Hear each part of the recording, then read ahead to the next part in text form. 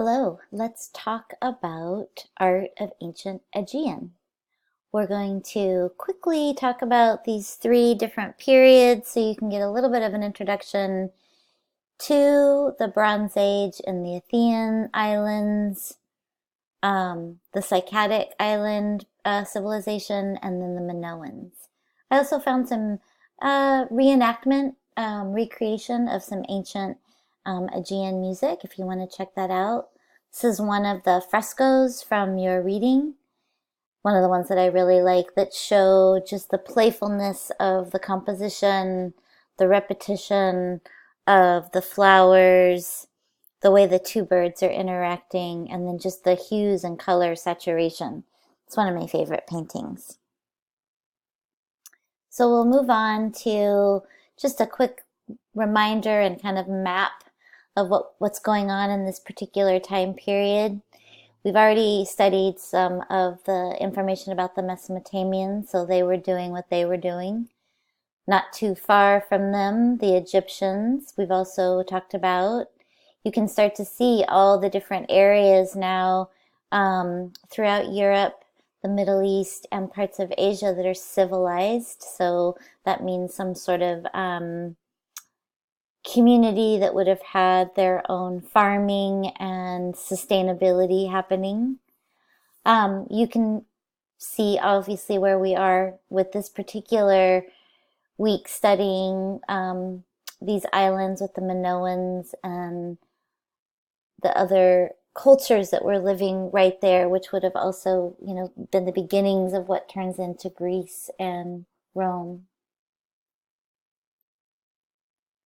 So here's a kind of a smaller, closer look at the Cycladic Islands and Crete, where we'll be kind of spending some time and eventually getting back up over here when we talk about the Mycenaeans. The folks, obviously being on islands, were very much seafaring culture, so they really valued aquatic life and nature. The three main cultures, like I've said, were the Cycladics that were very much minimalists, and we'll talk about their work. The Minoans, which were very much influenced by beauty and just really appreciating life. And then the Mycenaeans, who were more influenced by war and hunting, which kind of makes sense for where they were located and just the evolution in history. All of these cultures produced predominantly smaller figurines and sculptures, but they also created beautiful frescoes and pots and all sorts of different artworks. But you'll definitely see a different influence in how they're using their artworks from the more minimalistic kind of modern work that was created by the Cycladics into the Minoans, which are kind of my favorite from this particular time period, and then finally the Mycenaeans. So here's a really cool video that's a great summary of this particular time period. I'm not going to make it required, but I highly recommend it. It's very helpful. So just quickly to review the Bronze Age, we're not going to talk about that for too long, but just to recognize, these artifacts are some things that you might have found. These were created much later in sort of the timeline that we're talking about, but it gives you a sense of what could have been found in the shipwrecks and the grave sites and just the some of the ruins that these cultures have left behind. There's not really a writing that has been translated yet from this particular time period, but there is definitely storytelling going on, both from music and just verbally sharing stories, but there does seem to be some sort of written word, but it hasn't been converted into something that we can fully understand. So who found all this stuff that we're looking at? Well, two of the main male archaeologists would have been Arthur Evans from England and Heinrich Schillmann from Germany. And they did really kind of uncover quite a bit of the ancient artifacts on these Greek islands. Unfortunately, because of when they did it, they didn't have the same kind of tools and almost like adequate tools and rules of how to uncover these sites. So some of the ways that they did things really kind of didn't help in the preservation, but they were pioneering archaeologists from this particular time period.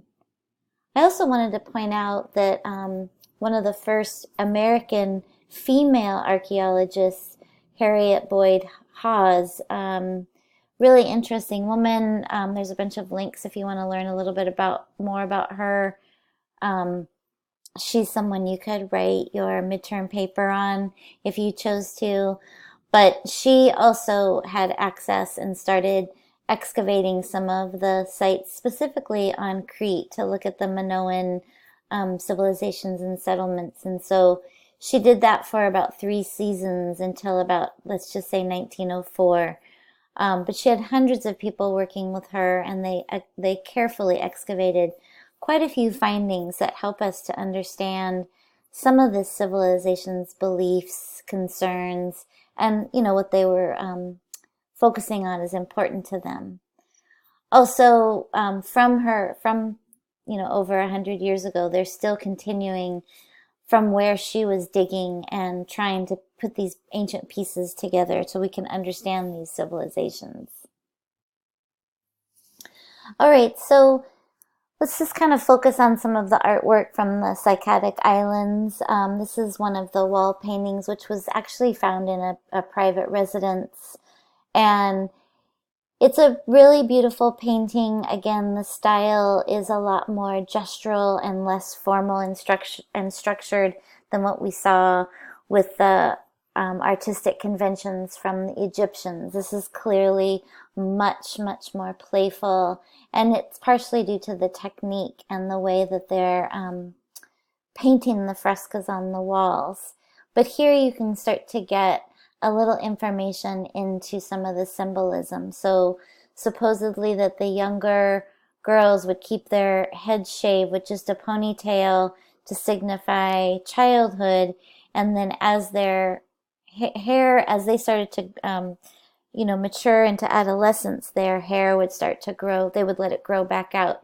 So who knows, that could have been done for health reasons or aesthetic reasons, but it's interesting to note. And then also that this painting was supposedly about gathering this particular flower that would have been potentially used as a medicine in against menstrual cramps. So they think that this painting might have had a lot of symbolism to it. So that other slide was a detail. Here you can see the whole painting, and it is required to watch this really cool video where they go into some more of the details about this particular painting. But it's interesting to think about. Here we're starting to see if it is about the female reproductive menstrual cycle or anything to do with reproductive storytelling within this painting. It's awesome to see this at this particular time, because what we've studied so far is we see most of the reliefs, wall paintings, more about conquering another culture. And here this is clearly about women's initiation rites or rituals around the beauty and importance of female reproductivity. So you can see how we're seeing a much more playful use of the stylized forms of painting. And I think it just goes to show how this particular culture and a lot of these island cultures were much more interested in celebrating life than necessarily conquering some other civilization, because they were self-sustained. Here's another famous, the Springfest fresco that I mentioned from earlier. And it's pretty obvious here that the painters that are making these frescoes and these wall paintings aren't necessarily trying to depict a realistic version of nature. It's definitely much more of a slightly abstract, maybe a personal view, or a more imaginative sort of expression of what spring might smell or feel like. And so you can really see it in the flowing organic lines, the use of color, the flowering, the birds flying. These are all really depictions of the rhythms of spring and how we're honoring and enjoying the flourishness of spring. So I really love the color scheme in this particular fresco. I think it's a great example of how they're kind of working with a few different hues. We've kind of got a red, a blue, and a golden yellow, but they're all a similar saturation. So that kind of creates also some sort of visual harmony, which I think is really important to think about these particular people and how playful some of these images are. And this particular fresco kind of reminds me a little bit of something you might see in a Dr. Seuss story. So I think it's fun to kind of, take a minute and reflect back on some of the things we just talked about, some of the videos that you watched, and just think about how these two frescoes are really different from anything that we've seen thus far. We really have a lot of playfulness in how the real world is being depicted on the walls, and then also through their process of making these paintings by using a technique where they have to work quickly, I think also reflects the playfulness that you see within the image quality.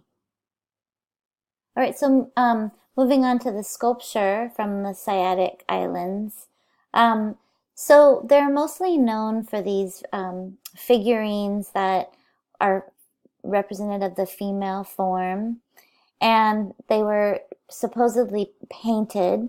And so there's kind of a recollection here of how they might have had eyes and different things that represent body parts painted throughout. And this could have been, the way they painted their own bodies, or maybe a part of some sort of a ritual. It's hard to know, but you can see how the paintings are more asymmetrical. They're not perfectly balanced, even though the core of the sculpture is much more symmetrical. You can see how the figurine, even though it's female, it's kind of almost got an androgynous sensibility to it. Clearly, this object would have had to have been lying down. There's no real way for it to stand up the way that they've sculpted the feet. And then also to think how this would have been kind of carved out of marble and then very delicately sanded to create this really soft, fine, at the time when it was originally made, it would have been like this really beautiful piece of marble that you could have held in your hand. Or there was all different sizes, obviously. This one was about 2 feet, so that was much bigger, but they were different sizes. Some symbolized a relative, some might have symbolized some sort of like belief system in a higher power. All of it's pretty speculative. And again, I think it's fun to consider objects and figurines that we've discussed in previous lectures. So just kind of comparing how, about 20,000 years apart, these two objects were created, the woman from Willendorf and then the figure of woman, and thinking about how different these representations of the female form have been depicted.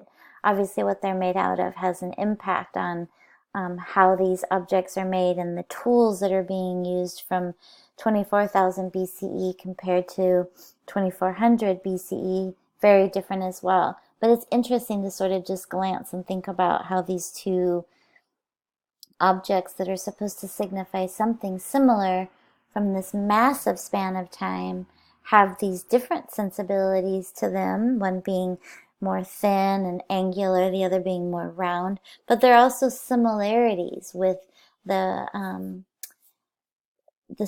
whoever is being sculpted or depicted. They're kind of an anonymous figure. We're not really seeing a lot of detail that would identify who it is. So moving on to more of the sculptures from this time period, the marble-seated harp player dating to around 28 to 2700 BCE is a really good example of, again, the skill that the artisans who were making these had and the tools that were available to him. So this one was a little bit smaller, more like about a foot tall, and they believe that they could have been used as something that would have been found in some sort of a burial site, but not necessarily, because their focus wasn't necessarily on exploring and honoring the dead. It was more about enjoying and reflecting on the day. But you still can see the challenging composition that's created here with the stool and the armatures and everything that is represented by the seated harp player. You can also kind of start to get a sense, supposedly most of the sculptures that were found are female and only about 5% are male. So that also makes you think about, well, you know, who was really being worshipped and honored. Maybe this was a very equal civilization amongst men and women, or maybe women were treated with more love, respect, and honor, given what they, being able to procreate and the focus on the people who lived on these islands. I think what's really cool to think about is how important these musical figures were, since there wasn't as much writing.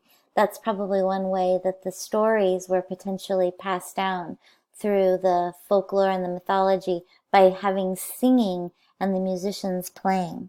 So here I'd like for you to take a minute and watch this little video about the value and significance of these sculptures.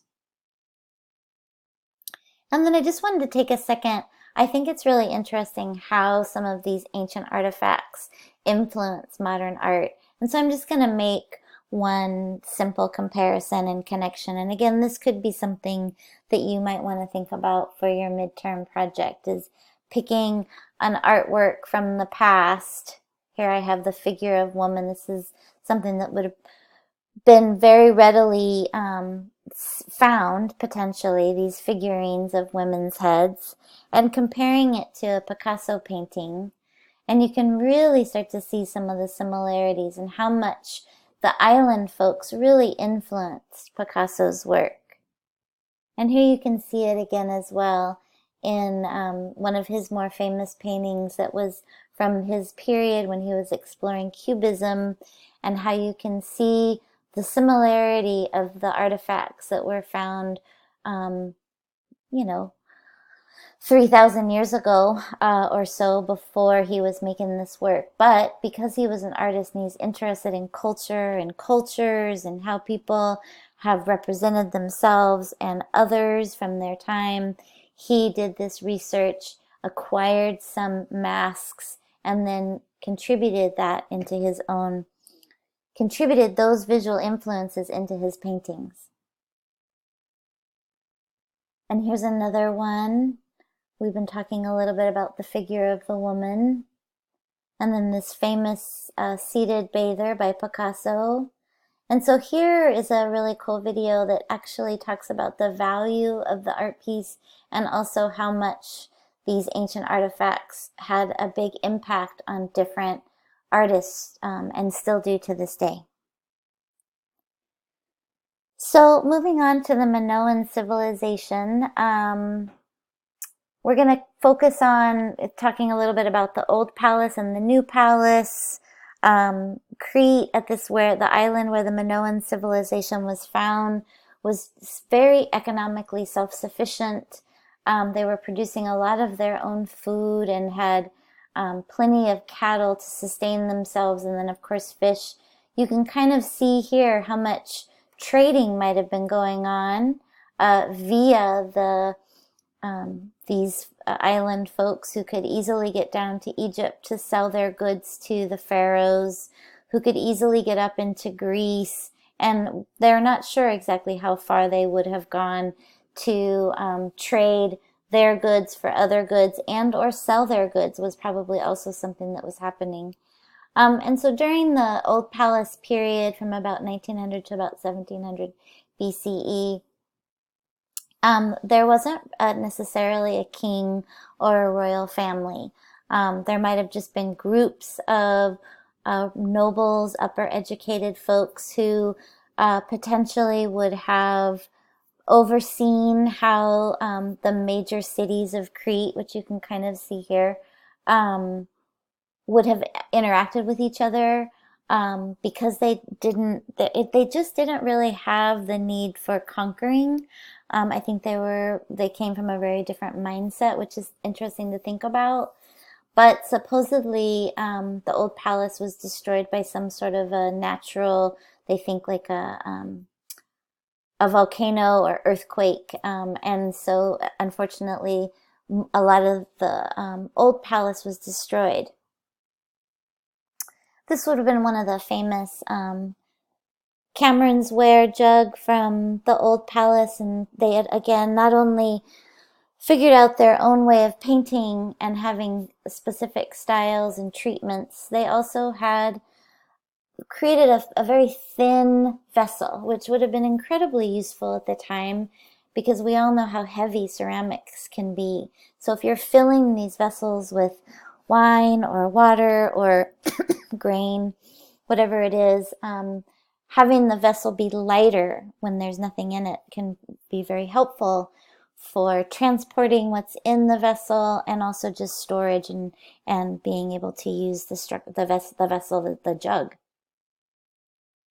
So the new palace was supposedly designed by the famed architect De Lalos, which was a really interesting, complicated structure that kind of, if you didn't know where you were inside the palace, you could get lost and very confused. And supposedly that was their form of security. So if someone did make their way into the palace that didn't belong there, they'd end up in the wrong place and might get a little bit in trouble or something like that. I'm not sure. But supposedly the Minoan palaces were mostly a place of kind of like gathering for commercial trade, potentially where they'd have artist workshops, and there was probably some sort of worship going on, but it's unclear as to exactly if it was a higher god or just a state of mind and a quality of life. But there doesn't seem to be any of the defensive walls that you see with some of the other cultures that we've studied and will continue to study. They seem to have a lot of confidence with their naval sort of warship and how that supported this concept of feeling safe and not needing these like huge walls that we've talked about from previous cultures.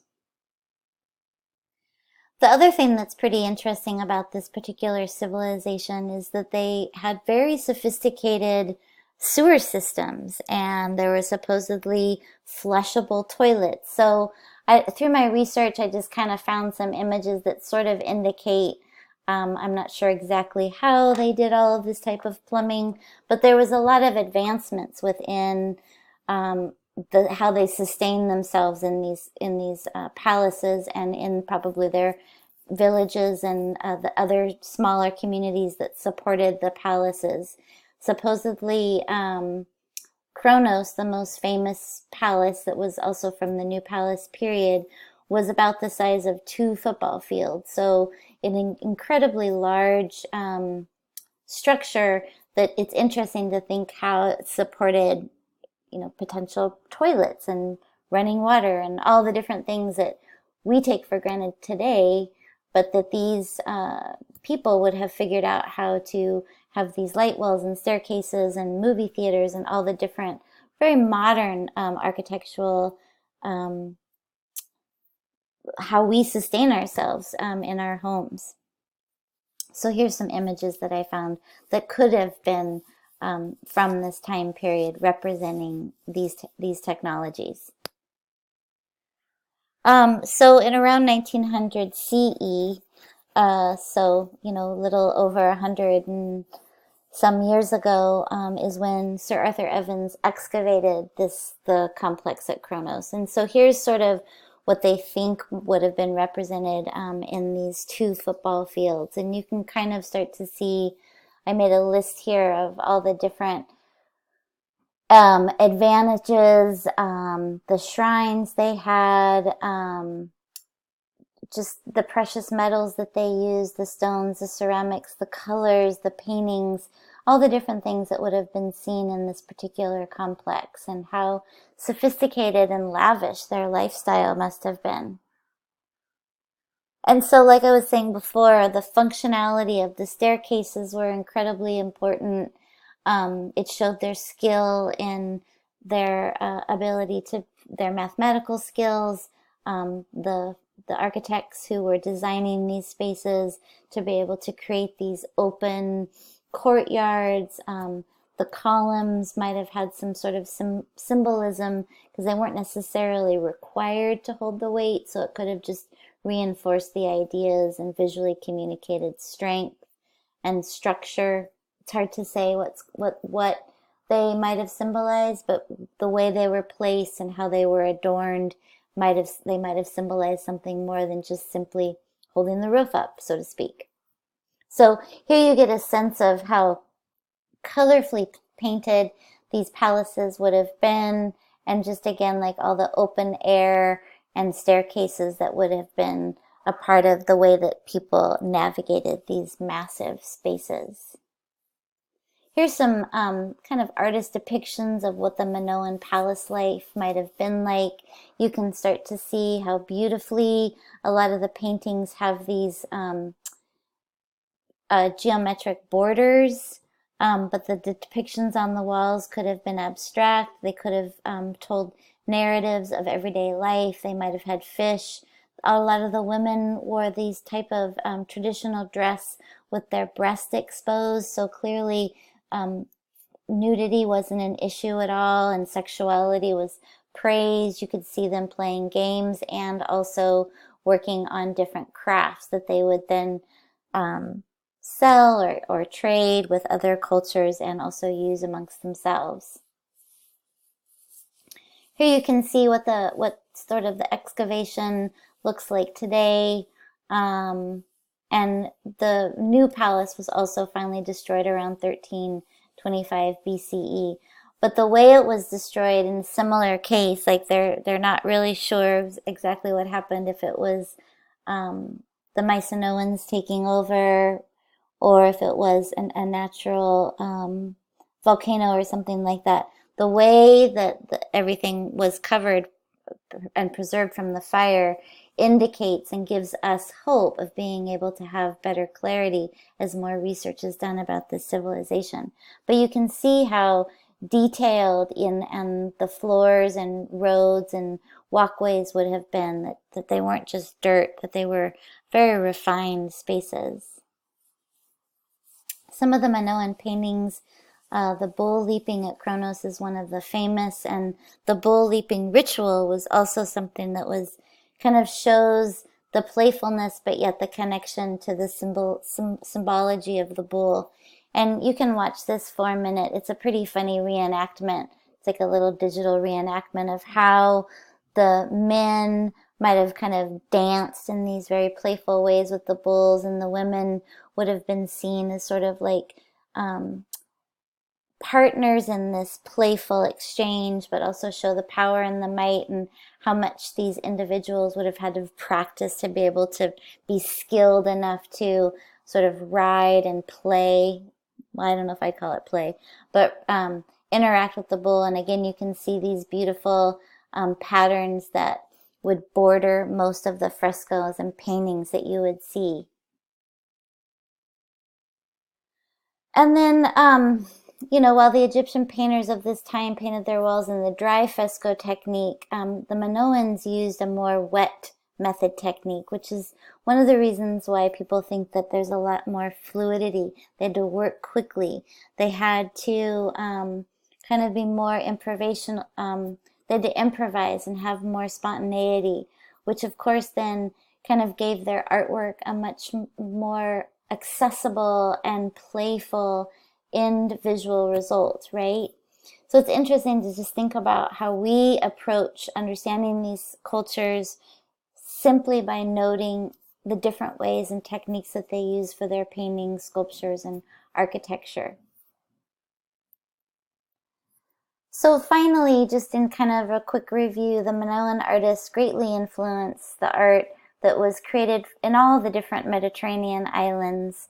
They were, like I said before, they were employed and made things specifically for the palaces and rulers in Egypt and probably other civilizations where they could afford to purchase these beautiful artifacts that were being made on the island of Crete.